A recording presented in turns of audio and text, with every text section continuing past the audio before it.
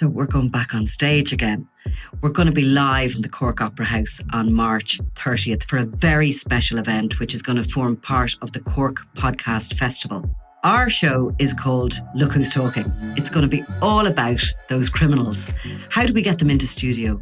How do we get up close and personal with them? And what have they got to say when the cameras are off? So Cork Opera House, tickets from corkpodcastfestival.ie, 30th of March. See you there.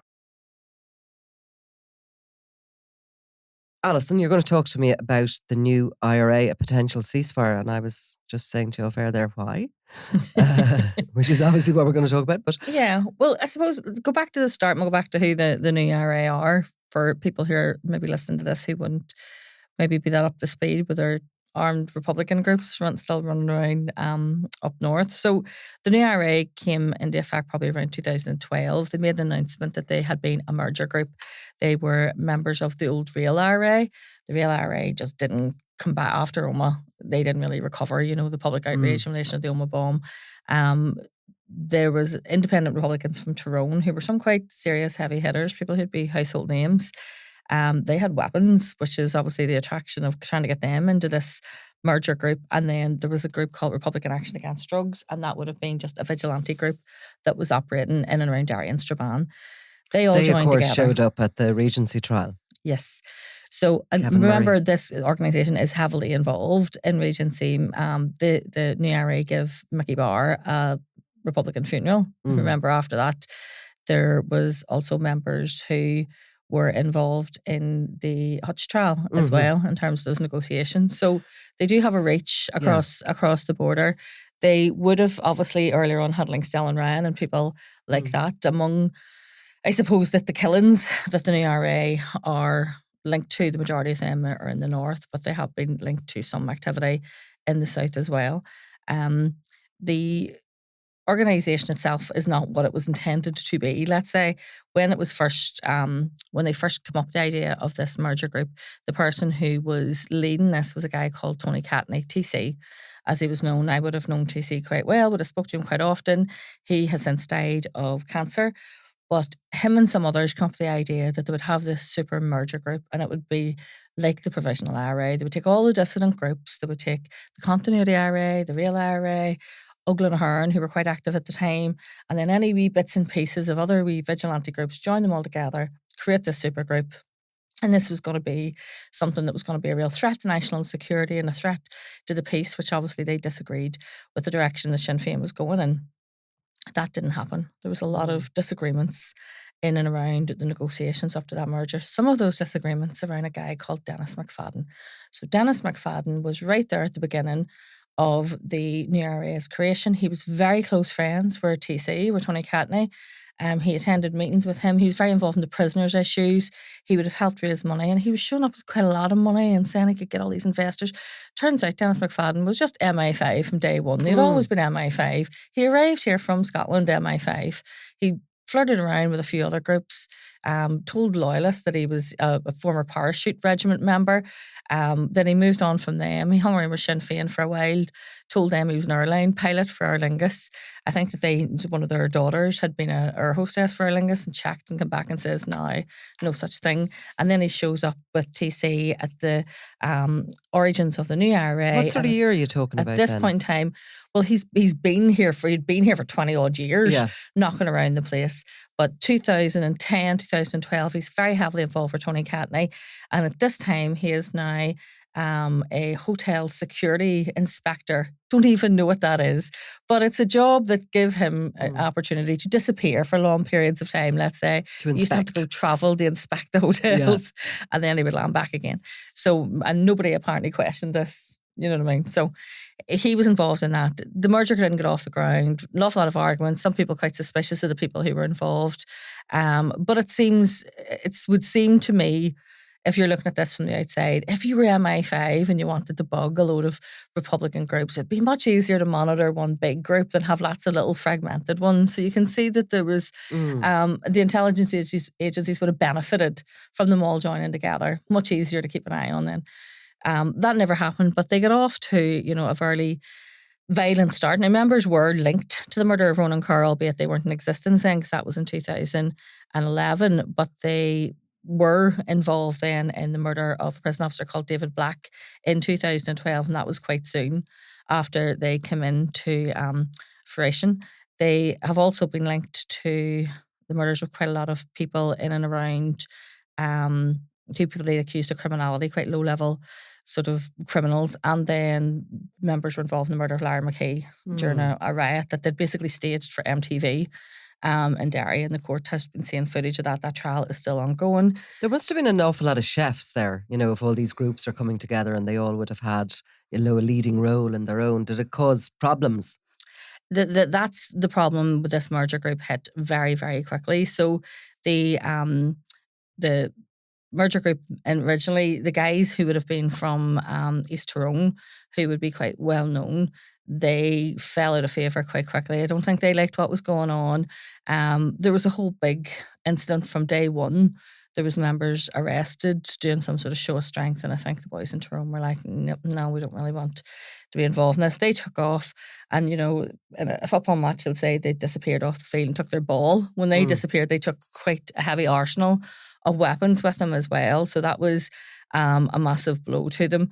But they did create, I suppose they quickly, ONH called a ceasefire around 2018, I think it was. And since then, they've basically been the only real violent paramilitary group involved in the attempted murder of John Caldwell, that detective in Omagh, in February 2 years ago. As I said, members were involved in the killing of Larry McKee. And they have also been responsible for several bomb attacks and undercar booby trap bomb attacks on prison and police officers. They have killed 2 prison officers, David Black and a guy called Adrian Ismay, who was also killed in an IRA bomb. So they have been They've caused fairly a lot active. of damage, yeah. Yeah. No, they have. And I mean, among the people who would have been members of them and have stood trial are people who have quite a reputation. But then what they did then do in places like Derry is started recruiting. So originally when I'd have been, writing about them, they would have had quite a big presence in North Belfast. And they were very heavily involved in and around a lot of those sort of civic protests around the parade dispute in Ardoyne and things like that. In Armagh and around Lurgan, where Colin Duffy and people like that come from, they would have had quite a following. And then in Derry. Now, since then, you've seen that sort of fall away. Various court cases, the infiltration, the Dennis McFadden stuff. Some people just want nothing more to do with this. And now I would say the only real stronghold is not just, people say Derry, it's not even Derry. It's the Craigan in Derry. It's like down to one housing estate almost in Derry. It wouldn't even be throughout the whole of Derry. So they do still manage to have an Easter parade every year. And you can see quite a lot of numbers arrive at that. Quite a lot from the south come up to that as well. A lot of it might just be rubbernecking and people just want to see masked men and thinking the guns might get brought out, and young people go to those things because they're interesting and exciting to go to. But apart from the murders, then I suppose they're also, causing other damage within communities. Obviously, the recruiting of young men, in particular, who didn't grow up in a time of violence. They're growing up in a time of peace, and they're dragging them back to the past. But are they also involved in extortion and drug dealing? They would be involved in Derry. There's been several stories in our sister paper, The Sunday Life, linking members of it to money lending, which is quite a big business in terms of that. They would not have been involved directly in drug dealing, but they are involved in the taxing of drug dealers, which is, that controversial practice that we see people saying, well, we're not involved in drugs, but then they take money from drug dealers. And there would be quite a lot of other low-level criminality that would be used to raise funds. So the like of smuggling and things like that there to try and arrange money. They did have access to premises, like a licensed premises they were using to host events and stuff, but they've since lost access to that. But and the money lending, is that kind of a sophisticated system, or are they lending to families? Or are they lending bigger amounts? Are they like a bank, sort of an underworld bank? Well, most of that would be low-level lending to people who have just struggled on hard times, 300 quid, 500 quid, and then charging interest on that back. We do see quite a lot of money lending in loyalist areas, not so much in Republican areas, apart from there has been someone, I think, arrested in connection with money lending who has links to the new IRA. The thing about that is when you come to times where there's economic crisis in a place and a cost of living crisis, people don't have credit ratings. People who are listening to this say, well, just go and borrow money at the credit union or something. Well, if you don't have a good credit score, you're not going to get anyone lending money. And if your washing machine breaks down in the middle of the month and you've barely money to feed your children, well, where are you going to get the money to replace it? You can't just go and get one on finance because you've no credit score. And so that's when you see these groups stepping in, and you'll not be borrowing money off some bogeyman in a mask. You'll be borrowing money off someone in your street who it's like, for thanks mate, you've done me a favour, but then you got to pay that back, and you got to pay it back, and you didn't have the money in the first place, you don't have the money to pay it back. And the penalties for not paying back money to a paramilitary money launderer and not paying money back to a bank are very different. Indeed. Now, there also, and have been in the past, we spoke about the Regency. Of course, we heard at the Regency trial that Kevin Murray, who has since deceased, was one of the gunmen hired by the Hutch organisation in order to carry out the Regency, which was an attempt to take out the head of the Kinahan organisation. But is there other significant events and things that they're hiring their men and their weaponry out to? Well, we did see that there was crossover between them during the Regency. Like, and there's no point in me telling you this is your bread and butter, but you know that especially that sort of Hutch gang always had links to Republicans, going right back to the provisional movement, and they were considered by the provisional movement to be ordinary decent criminals. People who weren't involved in that kind of drugs, but were robbing banks type boys, and they would have been providing cars to be used. They would have provided weapons, which they were managing to get much easier than sometimes Republicans were, because there was so much intelligence on them.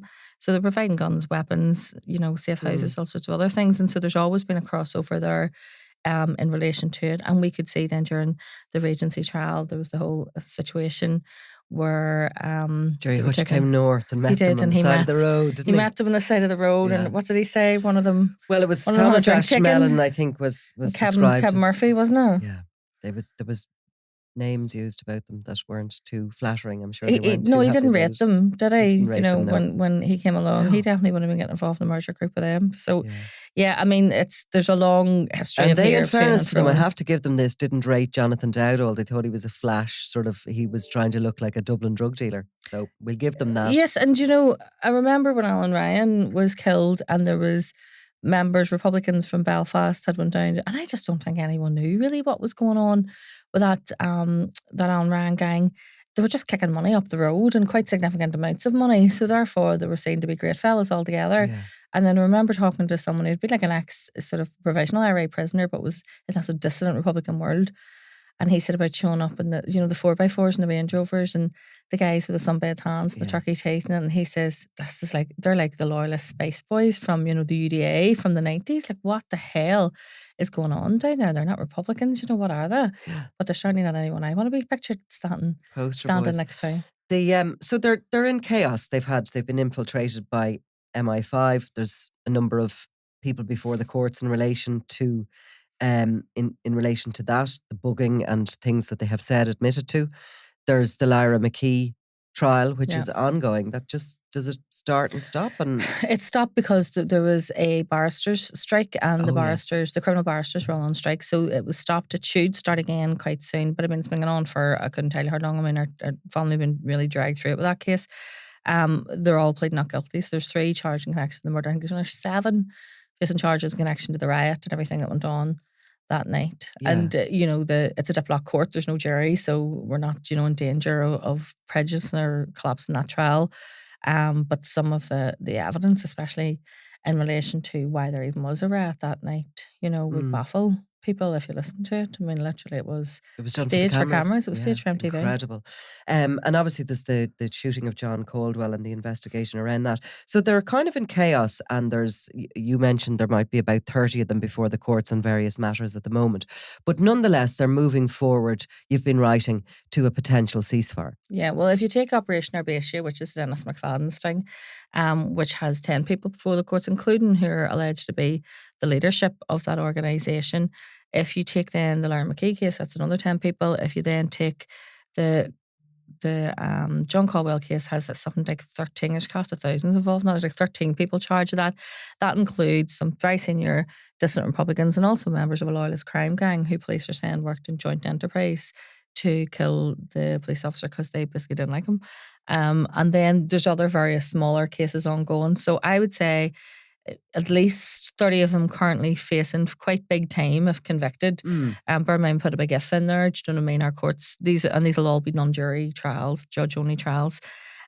So at this point in time, given the fact that they have been, I suppose, neutralised to the point where if they are doing attacks, it's 1 year, 2 year. Now, I'm not downplaying that or minimising that. You know, if you're killing one person a year, it's still one person who's losing their life. If you're, planting a bomb once a year, it's still the disruption of that. But it's not causing any big threat to national. Anything to do doesn't make headlines beyond these shores. You know, nobody's much interested in them elsewhere. And so there has been talks on and off between go-betweens and back channels with the Irish government for quite some time. Last week, we had the Independent Reporting Commission release their report. They were appointed by the two governments to consider whether or not they can get all paramilitaries to disband, leave the stage, go away, provide an off-ramp, whatever terminology you want to use to get rid of them. A lot of that's to do with loyalist paramilitaries who retain their structures, the UDA, the UVF, South East Antrim UDA,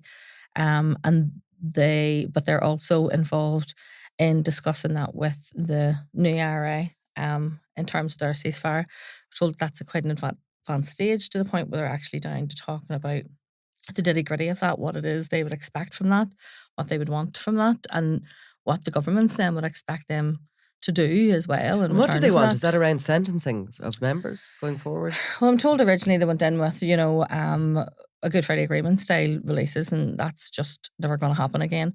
Then the discussion is we had changes to how sentences are passed down here. So previously, following the Republican hunger strikes and everything else, remission here, all prisoners were entitled to 50% remission. Now, that doesn't count if you're a life sentence prisoner because you get a life licence. But otherwise than that, you got a sentence, you did half of it. Now you do about 70% of that sentence if you're convicted under terrorist legislation. So there is what they want to see is a return, for obvious reasons, to the 50-50 remission.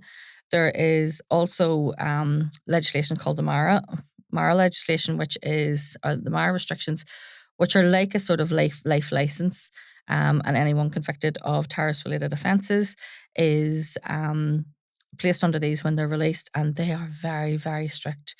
You can see that, Thomas Ishmaelin's under one of those. I don't think who else. There's quite a few people who are under those. So he even has to kind of ask to leave. He has to ask the police for permission to cross the border. I mean, if you live in Derry and you wanted to drive across the border into Letterkenny to put petrol in your car, you'd have to ask the police permission. You're not allowed to leave the jurisdiction. They're very, very they're very strict. They're very repressive. They're called the monitoring, analysis and reporting arrangements. You're not allowed to speak to your eye. You're not allowed to talk to journalists or give interviews. There's restrictions around what sort of parades you can attend or protests you can be seen at, who you can be seen associating with. I mean, it's far stricter than like a life licence or a Good Friday Agreement, early release licence. They have asked for an end to those, and you can see why, for obvious reasons. It also means people can be returned to prison very quickly on intelligence without having much chance to defend themselves against whatever those allegations are. And it just makes them, from a policing point of view, it makes them easier to monitor in terms of where they're going and what they're doing. So they would like an end to that, and they would like a return to 50-50 remission. They don't have a great deal to negotiate with. In return for that, what would the governments be looking? Well, they'll be looking decommissioning. So they'll be looking them to hand over whatever weapons they have left in their arsenal. I'm not sure how much that actually is, but they would be looking some process put in place for decommission. That would apply to the loyalist groups as well, because while they officially decommissioned, we know that they've retained significant amount of weapons.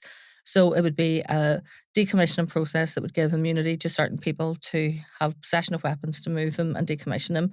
And it would be a statement of some kind, basically saying that they're now committed to peaceful means. And that doesn't mean they need to go all kumbaya all of a sudden and say that they're in favour of the peace process. You can be politically opposed to the peace process all you like. You can be politically opposed to policing all you like. They're perfectly legitimate views to hold. You can even hold fairly extreme views and still stay within the confines of the law. You just can't run around running your own army, basically. So what we could see is them could moving into more that sort of political civil disobedience type world, and we see more of that. That's been happening in recent weeks, and that'll increase as they come closer to calling a ceasefire. Now, in response to my article, they did post something on one of their Facebook pages saying that this story was planted by MI5. But given they were founded by MI5, yeah. What I would say is, boys, if you just want to talk to MI5, look in the mirror. Don't come looking at me. There's 150 of them in and around new IRA sort of members, I suppose, and obviously more show up for those parades you're talking More supporters about, as well, and that support network. So, but many of those would you consider would be political and could move into the political arena? There are a few, and I'm not naming their names. There's a couple of younger members of it who are very political in terms of how they, they're educated, they're involved, and they're, people who could very easily move into a political world. We've seen people like Gary Donnelly and Derry get elected as councillors, and move from dissident republicanism into that political world. There's a couple that I can think of off the top of my head up in Derry who could quite easily move themselves into that sphere and could handle themselves in an interview like you or me, and albeit their views are things that you wouldn't agree with. They sound quite dated and like something from the 80s. I mean, they can articulate that quite well. A lot of them just couldn't. We've seen some storming of police and safety partnership meetings in the last couple of weeks, and with people with scarves and stuff around their face, and one of the boys was trying to read from a statement, and he's not going to set the world on fire. Right. His ability to orate whatever it is he was told to say, but there's some who definitely could, yeah. Now, moving on to Sean O'Reilly, who was shot twice. Was that last month, February, 2 weeks ago maybe? Yes, is it? A couple of weeks ago now. Yeah. So this is an interesting story as well. He is currently in Dublin. He is indeed. He's receiving treatment in Dublin. So this is now, let's move on to a completely different, just to confuse your listeners. We've got a completely different dissident organisation. Now this is called Oglan Ahern, albeit there's crossover, and I'll tell you what it is. So Oglan Ahern, ONH, they called a ceasefire in 2018. I have spoke to you about them before. That did not mean that they stopped shooting people, because they have been linked to the shooting of very high profile senior players in the drugs trade. People like JD Donegan, Sean Fox, Warren Crossan, who's involved in the Robbie Lawler killer, Warren Crossan's mate Mark Hall. They're linked to all of those killings. So they're on a mission to sort of, as such, in their minds, clean up the streets of drug dealers. Yes, is that it? Sounds very Clint Eastwood. But yes, that was basically what was going on there. But then last year, around the middle of last year, sometime around the summer, going into the autumn, they started fighting among themselves. That started off something that that I wasn't particularly interested in, and then it sort of grew legs and became then quite vicious. Around a dozen members walked away, but when they walked away, they said, "No, we are ONH, you aren't." And then the people who are left behind went, "No, we're ONH, you aren't." And so there's a bit of a battle over the name of it. There was pictures. I think we carried a picture in the Belfast Telegraph of one faction with the 3D printed guns, which are really interesting as well, because we'd never really seen those before. And then the other faction then went and got a picture taken and said they were going to attack it. And it was very handbags at dawn type stuff, because it was a lot of social media posts. I was getting posts claiming this one did this and the other one did that, and he stole money and he said this. And there was graffiti stuck on walls, and it just looked like it was just, something that was going to fizzle out in its own time. And I hadn't actually heard a lot about it and assumed that it had, or that it'd come to some sort of resolution. And then Sean O'Reilly is shot while sitting. He's a taxi driver who's sitting in his taxi outside his taxi depot in Poleglass. Two masked men, one armed, come up to him, fired through the window. They fired 5 shots. One hit him on the shoulder. That bullet fragmented when it hit, I think it hit his collarbone. And the other 4 he missed. Now, as we've done these stories before, and we know, we've seen the Warren Crossan shooting. There's CCTV of it. You've seen the Sean Fox footage. They're into the DC and back out again in 21 seconds, shot him in front of a room of people. When the day of the Sean O'Reilly was shot, and I'm running around trying to speak to my sources, and the first one that I spoke to says, "Well, you can see what side took the hitman with them." Yeah. And it wasn't them. 5 shots, and they only hit once and didn't hit him on the shoulder. Anyway, that aside, Sean O'Reilly appeared to be fine. Originally, he was taken to hospital. I think he had an operation to remove the bullet, but it had fragmented and caused some nerve damage in his arm. He needed then to be transferred to hospital. The air ambulance was ready to take him to Scotland, some hospital in Scotland. Then the Scottish authorities refused to have him because police are saying he needs to be under armed guard. Now, I don't know why he's under armed guard, because he's not a suspect in anything. He's the victim. And he's saying he didn't ask for that. He's a member of Republican Network for Unity. They've posted various statements saying he is not asking for this. Well, it's a nightmare for the security forces, in It fairness, is. because Another I remember hospital when attendees and everything. Owen Maguire was shot in 2018 by Robbie Lawler, and he was in hospital in the Lourdes Hospital in Drogheda. And there was always this fear, like, will they come in here and finish him off? Yeah, and imagine being a Lawler would have patient been in that capable of. hospital. Imagine being a patient in that hospital, imagine being a nurse in that hospital. Yeah. So it's a nightmare. And Maguire wouldn't leave. Yeah. He stayed for months on end in that hospital. And that is the big problem. So the Scottish just said, we ain't taking him. No, they just went, no chance, no how, we don't want him. His solicitor then, this guy called Peter Corrigan from Phoenix Law, he gave a couple of interviews saying, look, we're trying to get to the bottom of this. People thought he was under those Mara arrangements and the police were refusing to allow him to travel, but he wasn't. And so eventually a hospital in Dublin said they would take him and treat him and operate on him for this nerve damage. But now the guards have had to take over the security and they're providing armed guards constantly around the clock, which, according to RNU, they haven't asked for. But this is all causing great disruption. Now, Sean O'Reilly would be someone who'd have been a member of Republican Network for Unity. He is an ex-prisoner. He was in jail for weapons offences some years ago. He would be someone who would be quite quiet in nature. But was he originally Provo? Yeah, most of those ONH ones were originally Provos. Yeah. Now there'd be some of them. When I say quite young, they'd be in their 40s and maybe early 50s now. And he's quite 49, young, is he? So yeah, so quite young members of the provisionals whenever their ceasefire was called. But yeah, a lot of them would have been linked to ONH, would have been linked to the provisionals. So I suppose the problem facing the cops is now, will there be retaliation for this? And I can't see how there wouldn't be. To put obviously other context in it, Sean O'Reilly had been in a garage 2 weeks before he was shot, facing a police station, like one of the biggest police stations in West Belfast, when one of the guys from the Split threatened to shoot him in front of the whole courtyard, the whole forecourt of the garage, all seen it. And then that person is then being blamed on having arranged the shooting, and they're saying that it was arranged when it was because those breakaway members were in talks to join the new IRA. So they were decided that this forming their own ONH hadn't been working for them. To join the new IRA to go into ceasefire?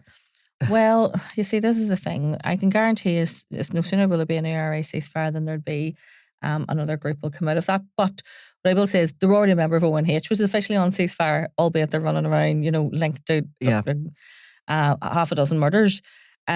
They were in talks to join that. Had they joined the new IRA, and I've heard that those talks were like 95% over the line at this stage, had they joined the new IRA, that feud would have had to be put to bed, because those Republican groups and loyalist groups have it as well.